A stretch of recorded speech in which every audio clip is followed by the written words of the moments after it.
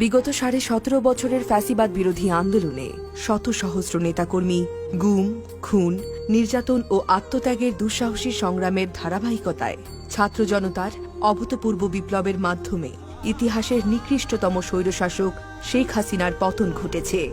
দেশ ছেড়ে পালিয়ে গিয়েছে। গণতন্ত্র পুনরুদ্ধারের এই সংগ্রাম শুধুই শাসকের বিরুদ্ধে ছিল না, একটা স্বৈরাচারী ব্যবস্থাকে গণতান্ত্রিক ব্যবস্থায় পরিবর্তনের ছিল অঙ্গীকার।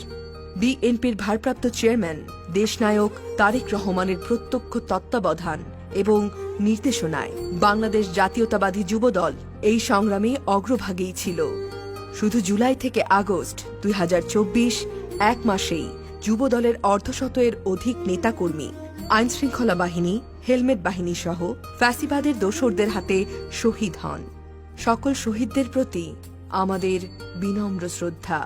আমরা তোমাদের ভুলব না।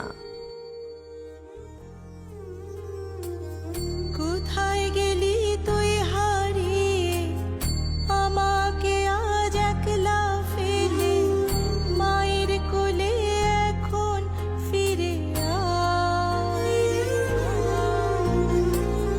সন্ধে যে প্রায় হয়ে এলো, আমার জীবন এলো মেলো, ওরে খোকা ঘরে ফিরে আয়। ও মা,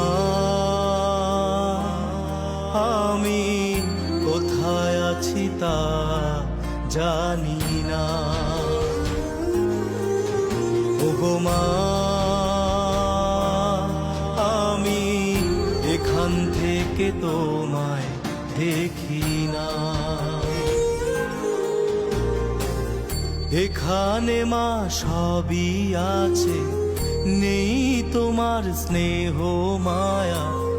আছি মোরা সবাই মিলে, নেই তোমার হাতের ছোঁয়া।